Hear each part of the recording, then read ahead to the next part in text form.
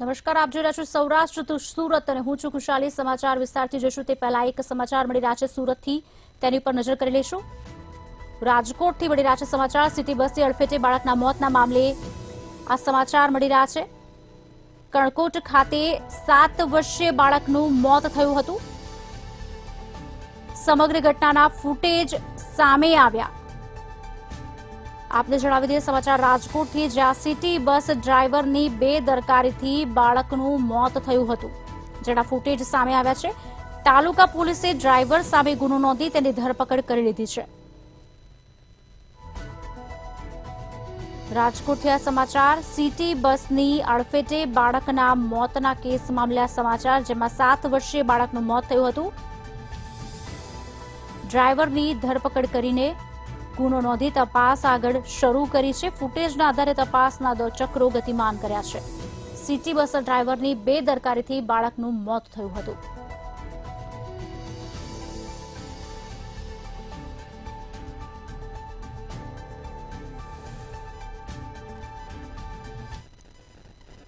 તો બોગસ ડોક્ટરના આકા રશેશ ગુજરાતીની ફરીથી ધરપકડ કરવામાં આવી છે। સુરતથી સમાચાર।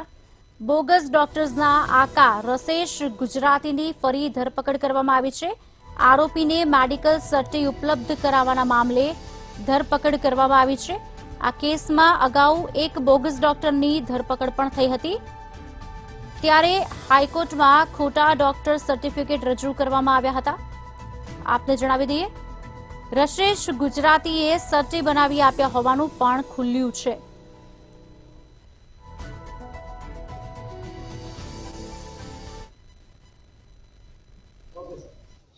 સુરત ક્રાઇમ બ્રાન્ચ દ્વારા ડિસેમ્બર 3ના રોજ એક શોભિતસિંહ ઠાકોર કરીને એક ડોક્ટરને અરેસ્ટ કરવામાં આવ્યો હતો। આ શોભિતસિંહ ઠાકોરે આદિલ નુરાની કરીને જે 2020માં ડીસીબી દ્વારા 1 કિલો એમડીનો કેસ રજીસ્ટર કરવામાં આવ્યો હતો, અને આદિલ નુરાની જે છેલ્લા 3.5 વર્ષથી જેલમાં હતો, એણે જામીન મેળવવા માટે પોતાની માતાને બીમારી છે હૃદયની, એવી રીતે બોગસ સર્ટિફિકેટ શોભિતસિંહ ઠાકોર દ્વારા આપવામાં આવ્યું હતું।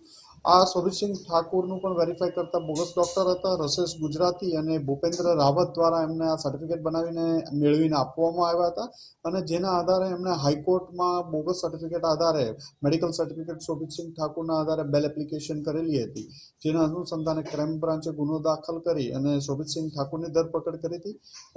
ગઈકાલ રોજ રશેશ ગુજરાતી અને ભૂપેન્દ્ર રાવતની પણ આ કેસમાં ધરપકડ કરવામાં આવેલ છે।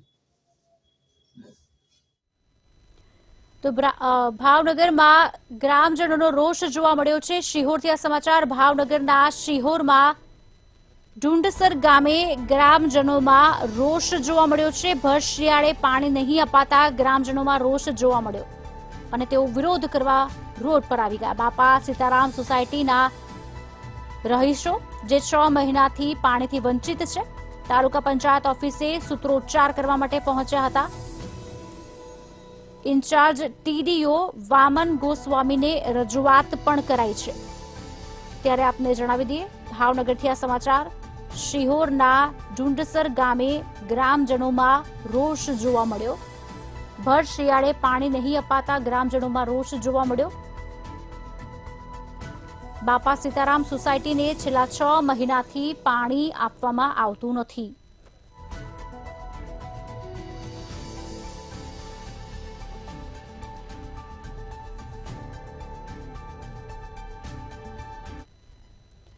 મોરબીમાં શિક્ષણ સમાજને કલંકિત કરનારનું રિકન્સ્ટ્રક્શન કરવામાં આવ્યું હોવાના સમાચાર। મોરબીથી રિકન્સ્ટ્રક્શન કરાયું છે। રવિન્દ્ર ત્રિવેદી નામના શિક્ષકનું રિકન્સ્ટ્રક્શન કરવામાં આવ્યું છે। થોડા દિવસ પહેલા વિદ્યાર્થીની સાથે અડપલા કર્યા હતા, ત્યારે ઓરિએન્ટલ ટ્યુશન ક્લાસીસ આ શિક્ષક ચલાવતો હતો। વિદ્યાર્થીની સાથે અડપલા બાદ વાલીએ શિક્ષકને માર પણ માર્યો હતો। ફરિયાદ બાદ પોલીસે ધરપકડ કરીને તેનું રિકન્સ્ટ્રક્શન કરાવ્યું છે। રિકન્સ્ટ્રક્શન કરાવતા લોકોના ટોળા પણ એકત્રિત થયા હતા। રવિન્દ્ર, જેનું નામ તે શિક્ષક, પણ 8 લોકો સામે ફરિયાદ નોંધાવી હતી। શિક્ષકે પણ માર માર્યાની ફરિયાદ નોંધાવી હતી. થોડા દિવસ પહેલા વિદ્યાર્થીની સાથે આ શિક્ષકે અડપલા કર્યા હતા અને તેને સારો એવો મેથી પાક પણ મળ્યો હતો તેના પિતા તરફથી. મોરબીથી આ સમાચાર.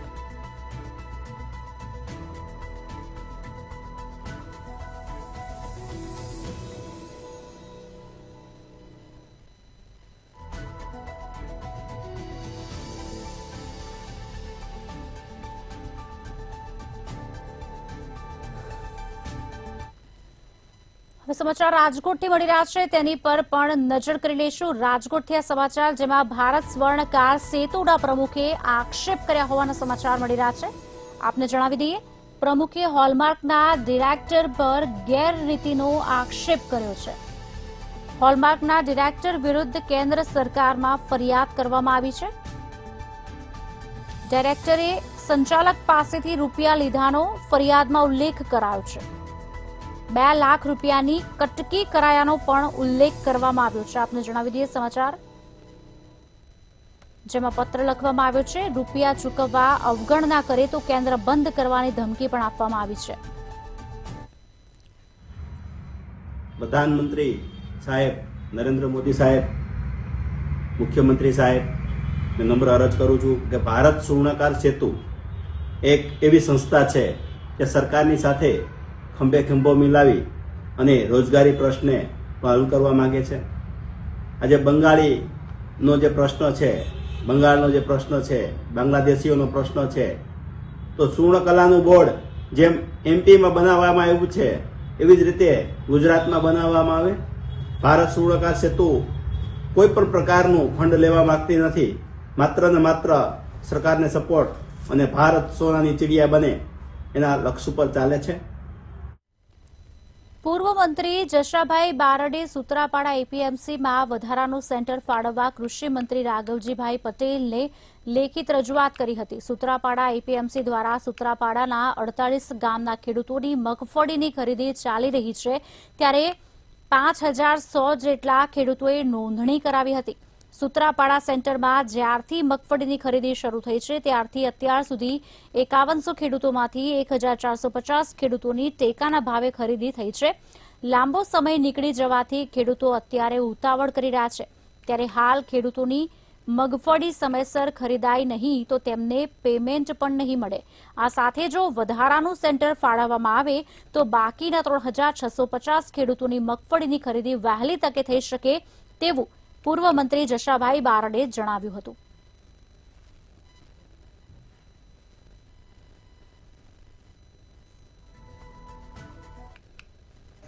સૂત્રાપાડા તાલુકાના 48 ગામમાં ખેડૂતોની મગફળી ટેકાના ભાવે ખરીદીની કાર્યવાહી માટે ગુજરાત સરકારે જ્યારે તેમની નોંધણી કરવામાં જાહેરાત કરી ત્યારે 5100 ખેડૂતો એ નોંધણી કરાવી. આ નોંધણી કરાવ્યા પછી અત્યારે માર્કેટ અને ટેકાના ભાવે ખરીદીમાં ઘણો બધો તફાવત હોવાને કારણે મોટાભાગના ખેડૂતો આજે ટેકાના ભાવે મગફળી પોતાની ખરીદી સરકારશ્રી દ્વારા થાય એના માટે તલપાપડ છે. રાજકોટના ખીજડીયા ગામે ગૌચરની જગ્યા પર દબાણ કર્યા બાદ આંદોલન ન કરવા અને જમીન બાબતે ન બોલવા ધમકી આપવામાં આવી છે. ગૌચરની 5 એકર જગ્યામાં દબાણ થતા ગ્રામજનો કલેક્ટર કચેરી સુધી પણ પહોંચી ગયા હતા. રાજકોટના ખીજડીયા ગામે ગૌચરની જગ્યા પર દબાણનો મામલો સામે આવ્યો હતો. ખીજડીયા ગામે ગૌચરની 5 એકર જગ્યામાં દબાણ કરાયું છે ત્યારે આ 9 કરોડની જગ્યામાં દબાણ કરાયું છતાં તંત્ર દ્વારા કોઈ જ પગલાં લેવામાં ન આવતા ખીજડીયા ગામના સરપંચના પતિ ગોપાલસિંહ રેવર સહિતના ગ્રામજનો કલેક્ટર કચેરીએ પહોંચ્યા હતા. સાહેબ, હું છેલ્લા 4 વર્ષથી આ સરપંચ છું અને મારા ધ્યાનમાં ગૌચર છે તે છેલ્લા 1.5-2 વર્ષથી અમે કાગળિયા ચેક કરતા આવ્યું છે. દબાણ છેલ્લા 12 થી 15 વર્ષથી છે અને આ બહારના અસામાજિક તત્વ છે રમેશ ભનુભાઈ કામાણી તેઓ દ્વારા દબાણ કરવામાં આવેલ છે અને ગૌચરમાં આવેલ ખીજડીયા ગૌરી દળનો જે જાહેર માર્ગ છે તે પણ બંધ કરેલ છે, જેના કારણે ત્યાંના 17 થી 25 ખેડૂત એવા છે જે પોતાની માલિકીની જગ્યામાં પણ અત્યારે વૈકલ્પિક રસ્તા સિવાય જઈ શકતા નથી. તો અમારી કલેક્ટર સાહેબશ્રીને આવેદન આપી અને એટલી જ એક અરજી છે કે અમારું આ ગૌચરનું દબાણ રહ્યું તે દૂર કરાવો. રાજકોટના એક રાજકીયની મીઠી નજર હેઠળ દબાણ થયું છે. અમને આંદોલન ન કરવા અને જમીન બાબતે ન બોલવા ધમકી આપવામાં આવી રહી છે. સર્વે નંબર 249-2 ની ગૌચરની જગ્યામાં દબાણ કરવામાં આવ્યું છે. બે ગામ વચ્ચેનો મુખ્ય માર્ગ પર દબાણ કરી બંધ કરી દેવાયું છે. ત્યારે સરપંચ દ્વારા નોટિસ આપ્યા બાદ પણ કોઈ જ જવાબ ન મળતા ગ્રામ્યજનોમાં આક્રોશ જોવા મળી રહ્યો છે. એ તો સાહેબ જમીન આ એનું એક મોટું ષડયંત્ર છે, બહુ મોટું ગ્રુપ છે. પાછળ ખેડૂતની જમીન મફતના ભાવમાં પડાવી લેવી, અમારો જાહેર રસ્તો બંધ કરેલો છે, ગૌચર બંધ કરેલો છે. આજ માલધારીને એ લોકોને બહુ જાજી તકલીફ છે કે ક્યાં જે અમારું મુખ્ય ગૌચર હતું એ લોકો એને દબાણ કરેલું છે. દબાણકર્તાઓ છે રાજકીય આગેવાનો ક્યાંક એની પાછળ છે, તમને એવું લાગે છે? હા 100% એથી આ વધારે આ બીજું કઈ થઈ જ ન શકે. જો રાજકીય આગેવાનો ના હોય ને તો એ લોકો આટલું કોઈ એનું કોઈ જોર જ ના થઈ શકે. અધિકારીઓ કોઈ પાછળ હોય એવું લાગે છે તમને? અધિકારીઓ તો ઠીક છે, અધિકારીઓ પર છે, પણ રાજકીય આગેવાનો એની પાછળ છે.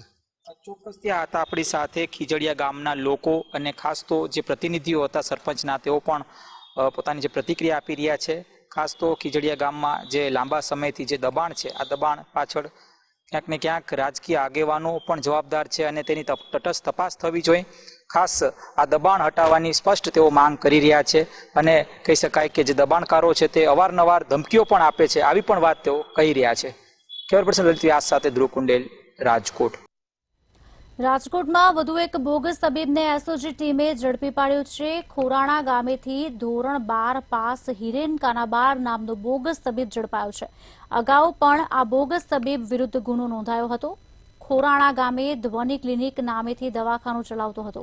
પોલીસે ક્લિનિકમાંથી દવા, ઇન્જેક્શન સહિતનો મુદ્દામાલ કબજે કર્યો છે. તેમજ કુવાડવા પોલીસ મથકમાં બોગસ તબીબ વિરુદ્ધ ગુનો પણ નોંધાયો છે.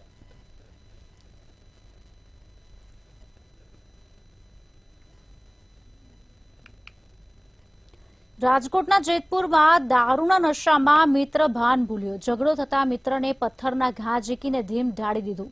જેતપુરમાં દારૂ પાર્ટીમાં થયેલા ઝઘડાનો ખાર રાખી મિત્રએ જ મિત્રને પથ્થરના ઘા ઝીકીને હત્યા કરી. સાડીના કારખાનામાં ઝઘડો થતા હાજર ચોકીદારે બંનેને બહાર કાઢ્યા હતા. ત્યારબાદ મોડી રાત્રિએ મિત્રને સૂઈ જવાની રાહ જોઈને બેઠેલા આરોપી ગૌરવે રોહિત કુમારને ગહેરી નિંદ્રામાં જ માથામાં ક્રૂરતાપૂર્વક પથ્થરના ઘા મારી હત્યા કરી હતી. અને રાતના સમયે જે મરણ જનાર છે તે ઓરડીની બહાર સૂતો હતો અને એ દરમિયાનમાં આરોપીએ તેને પથ્થરના ઘા મારી માથામાં અને મરણતોલ ઈજા કરેલ. ત્યારબાદ તે સારવારમાં હતો અને પ્રથમ એટેમ્પ ટુ મર્ડરની કલમ લગાડી અને ગુનો દાખલ કરવામાં આવ્યો હતો. ત્યારબાદ એમને જે ટ્રીટમેન્ટ આપવામાં આવી તેમાં તેમનું મૃત્યુ થતાં એમાં મર્ડરની કલમ એડ કરવામાં આવે છે. રાજકોટમાં લાભુભાઈ ત્રિવેદી એન્જિનિયરિંગ કોલેજ સામે કણકોટ રોડ પર ગઈકાલે અકસ્માત સર્જાયો. મા દીકરો રસ્તા પર જતા હતા અને બસના ડ્રાઈવરે કચડી નાખ્યા. ત્યારે સિટી બસની અડફેટે આવતા બાળકનું મોત થયું છે. મૃતક બાળકની ઓળખ રાજવીર તરીકે થઈ છે. ઘટનાની જાણ થતાં જ પોલીસ અને અધિકારીઓનો કાફલો ઘટના સ્થળે પહોંચ્યો તો ડ્રાઈવરની પણ ધરપકડ કરાઈ છે. જોકે બાળકના પરિવારજનો દ્વારા ન્યાયની માંગ કરવામાં આવી છે.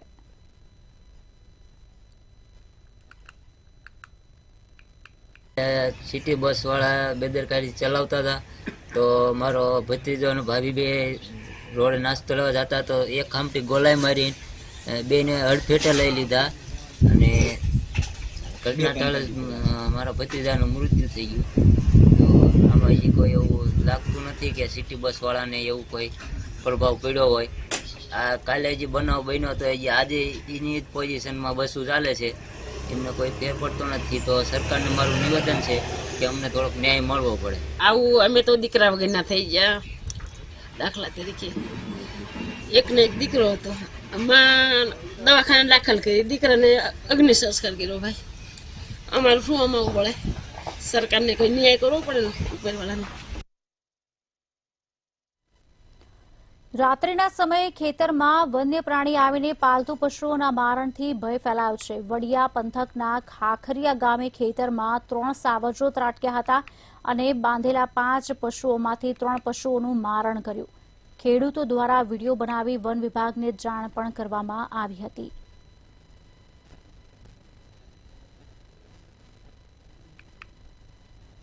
પાડીઓ હતી, એક વાસળી હતી અને એક ભેંસ ને એક ગા, અને સીધા આવીને કરી ગયા વર્ષે એક દીપડો આવ્યો હતો, એક મારણ તઈ કરી ગયો. હવે તો આ નવા સિંહ આવ્યા છે, હવે એને બારા કેમ કાઢવા એ અમને ખબર નથી પડતી. અને એક ભેંસ ને બારા ધીમે ધીમે કરીને કાઢી લીધી, પણ આને બારા કેમ કાઢવા એ નથી ખબર પડતી. હવે અહીંયા અમારે કરવું તો શું કરવું, ખાડું ખેતરમાં કરી જાય તો પાણી વાળવા ન જવાય, નો કઈ બીજું કામ થાય. હવે આ વર્ષે પાછા 3 સિંહ આવી ગયા છે. હવે એને નથી અમને કોઈને ભગાડતા આવડતું, નથી કેતા આવડતું કે આને શું કેવું કે તમે જાઓ, કઈ રીતે કેવું. આ જંગલી વિસ્તારના કોઈ વ્યક્તિ હોય તો એને ખબર હોય કે ભાઈ આને આપણે આ વસ્તુ કહીએ તો આ વૈયા જાય. આપણને એ તો કોઈ વસ્તુની આવડત જ નથી, અને અહીંયા છૂટા મૂકી દે ને આપણે ફોરેસ્ટ વાળાને એમ કહીએ કે ભાઈ તમે આને પકડી જાઓ અથવા તો આને લઈ જાઓ, તો એ લોકો એવો જવાબ દે કે ભાઈ તમારું ગામ ફોરેસ્ટ રેન્જમાં આવી ગયું છે, તો હવે તમારે અહીંયા તો રહેવાનું જ છે. જામનગર નજીક દરેડ જીઆઈડીસી વિસ્તારમાં કારખાનામાં રહીને મજૂરી કામ કરતા મૂળ મધ્યપ્રદેશના વતની પરપ્રાંતીય શ્રમિક પરિવારની 13 વર્ષની સગીરાનું 2 દિવસ પહેલા અપહરણ થયું હતું, જેની પરિવારજનો અને પોલીસે શોધખોળ શરૂ કરતા માલુમ પડ્યું હતું કે તેની પડોશમાં જ રહેતો શખ્સ લગ્ન કરવાના ઈરાદે સગીરાને ઉઠાવી ગયો હતો. સગીરાના પિતા દ્વારા પંચકોશી બી ડિવિઝન પોલીસ મથકમાં અપહરણની ફરિયાદ પણ નોંધાવી છે, જે ફરિયાદને લઈને પંચકોશી બી ડિવિઝન પોલીસ સ્ટાફે સગીરાની શોધખોળ પણ શરૂ કરી છે.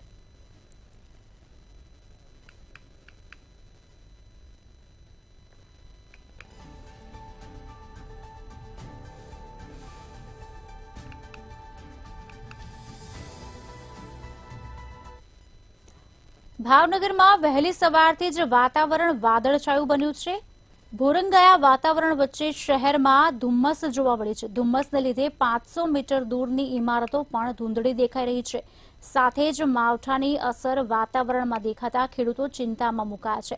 જો માવઠું થયું તો કપાસ, મગફળી અને ડુંગળીને વ્યાપક અસર પડશે, કારણ કે હાલ ડુંગળી અને મગફળીના પાક ઉતારી લેવામાં આવ્યા છે, જ્યારે બંને પાક વરસાદની અસરથી ખરાબ થઈ શકે છે. તેમજ ખેતરમાં ઉભો કપાસ માવઠાને લઈને ખરાબ થવાની ખેડૂતોમાં પણ ચિંતા છે. રાજ્યભરમાં હવામાન ખાતાએ માવઠાની આગાહી આપી છે. ખાસ કરીને મધ્ય ગુજરાત, દક્ષિણ ગુજરાતમાં કમોસમી વરસાદ પડી શકે તેવી શક્યતાઓ વ્યક્ત કરી છે. ત્યારે ખાસ કરીને ભાવનગરની વાત કરો તો વહેલી સવારથી જ જે ધુમ્મસભર્યું વાતાવરણ છે તે જોવા મળ્યું છે. હાલ બપોરનો સમય થઈ ગયો છે, તેમ છતાંય સૂર્યનારાયણના દર્શન પણ નથી થયા. તેમજ વાતાવરણને આપણે જોઈ શકીએ છીએ કે ભાવનગરની અંદર જે રીતના હવામાન ખાતાની આગાહીને લઈને ધુમ્મસભર્યું વાતાવરણ છે તે નજરે ચડે છે. હાલ તો વાતાવરણની અંદર જે રીતના પવનની ગતિ ધીમી અને ભેજવાળું વાતાવરણ હોવાના કારણે જે કહી શકાય કે ઠંડીની પ્રમાણ પણ ઓછું છે, પરંતુ ક્યાંક ને ક્યાંક ધુમ્મસને લઈને જે વાતાવરણ છે તે ખૂબ જ કહી શકાય કે ગરમાયું છે. કારણ કે જે રીતના હવામાનની અંદર 1 કિલોમીટર દૂરનું પણ કોઈ પણ બિલ્ડિંગ છે તે નજરે નથી ચડતી. હાલ ભાવનગરની અંદર કહેવાય કે હવામાન ખાતાની જે રીતના માવઠાની આગાહી છે તેને લઈને વાતાવરણમાં ક્યાંક ને ક્યાંક પલટો જોવા મળી રહ્યો છે અને વાતાવરણમાં હાલ ધુમ્મસભર્યું વાતાવરણ છે. ત્યારે ખાસ કરીને જે માવઠાની આગાહી છે તેને લઈને ખેડૂતો પણ ચિંતિત છે, કારણ કે રવિ પાક અને ડુંગળી, મગફળી જેવા જે પાકો આવી ચૂક્યા છે તેને લઈને પણ ખેડૂતોની અંદર કહી શકાય કે ચિંતા થઈ છે. બીજી તરફ કપાસના જે ખેડૂતો છે જેને કપાસનું વાવેતર કર્યું છે તે ખેડૂતોની પણ ચિંતા વધી છે. જો માવઠું વરસે તો કપાસને પણ વ્યાપક રીતના નુકસાન થઈ શકે તેમ છે. સાથે ડુંગળીને પણ મોટા પ્રમાણમાં માવઠાને લઈને અસર થઈ શકે છે. ત્યારે જોવાનું રહ્યું કે હાલ તો વાતાવરણ તો ગરમાયેલું છે, પરંતુ વરસાદ આવે તો કેટલી વ્યાપક પ્રમાણમાં નુકસાની થઈ શકે છે.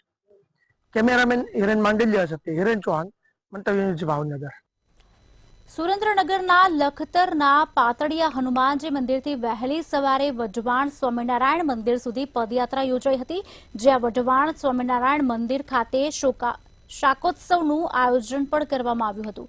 વઢવાણ સ્વામિનારાયણ મંદિરના આચાર્ય મહારાજ શ્રી માધવેન્દ્ર પ્રસાદજી મહારાજે આ પદયાત્રાનો પ્રારંભ કરાવ્યો, તેમજ ગુજરાતના નાયબ મુખ્ય દંડક જગદીશ મકવાણા દ્વારા પદયાત્રાને લીલી ઝંડી પણ આપવામાં આવી હતી. સુરેન્દ્રનગર જિલ્લા ભાજપ મહામંત્રી જયેશ પટેલ દ્વારા પદયાત્રાનું આયોજન કરાયું. આ પદયાત્રામાં મોટી સંખ્યામાં હરિભક્તો જોડાઈને પદયાત્રા દરમિયાન ભજન કીર્તન ધૂનની રમઝટ પણ બોલાવી હતી.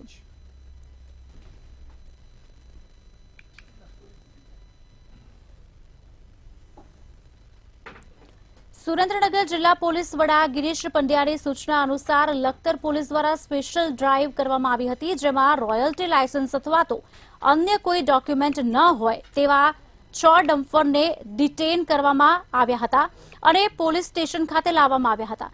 લખતરમાંથી પસાર થતા ઓવરલોડ ડમ્પર્સ પર કાર્યવાહી ન કરવામાં આવતા માત્ર ને માત્ર લાયસન્સ ન હોય તેવા લોકોને દંડ ફટકારવામાં આવ્યો હતો. જે ડમ્પરના માલિકો હપ્તા ન આપતા હોય તેવા ડમ્પર્સને ડિટેન પણ કરવામાં આવ્યા હોવાના આક્ષેપ કરવામાં આવ્યા છે.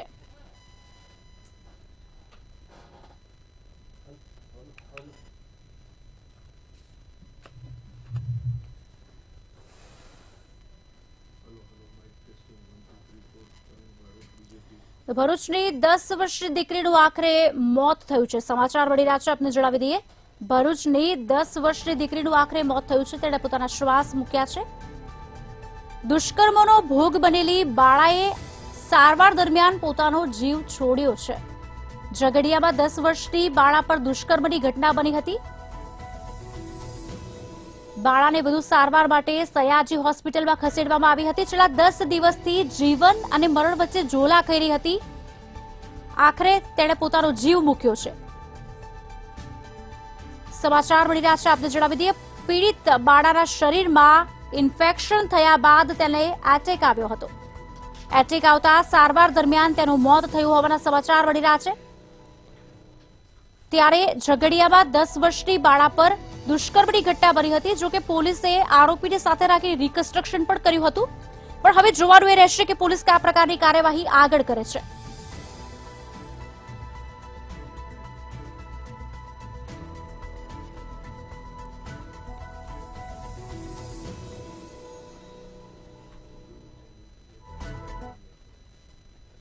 બાળકી આજે બપોરે 2 વાગે એના પર બાળકી પર કાર્ડિયાક એરેસ્ટનો પહેલો હુમલો આવ્યો, જેથી બાળકની સ્થિતિ એકદમ ગંભીર બની ગઈ. અમારા ડૉક્ટર્સની નિષ્ણાત ટીમ દ્વારા એને સારવાર આપવામાં આવી, એટલે પેશન્ટ પાછું સ્ટેબલ થઈ ગયું. પરંતુ ત્યારબાદ 5:15 બાળકીને ફરીથી બીજો કાર્ડિયાક એરેસ્ટનો હુમલો આવ્યો, જે દરમિયાન પણ અમારે નિષ્ણાત ટીમો ઉપલબ્ધ જ હતી અહીંયા. એ લોકોએ સારવાર આપી, એકદમ ઉચ્ચ કક્ષાની સારવાર આપી. પરંતુ આશરે 6:15 વાગે બાળકીએ દમ તોડી લીધો છે, મરણ જાહેર કરેલ છે. સર, હવે આગળ શું પ્રોસિજર? પોલીસની જે રીતે કાર્યવાહી હોય, કાયદાકીય રીતે જે બી કાર્યવાહી કરવાની થશે એ બધી કરવાની છે. પોસ્ટમોર્ટમ થશે. એટેકના કારણે આમાં ઘણા બધા કારણો ભાગ ભજવે છે. એને અંદર પૂરા શરીરમાં સેપ્સિસ ફેલાઈ ગયું હતું અને જેના લીધે એના ઓર્ગન્સ પણ ફેલ થયા હતા. એના લીધે આ કાર્ડિયાકનો હુમલો આવી શકે. બુલેટિનમાં અત્યારે બસ આટલું જ. રજા આપશો. નમસ્કાર.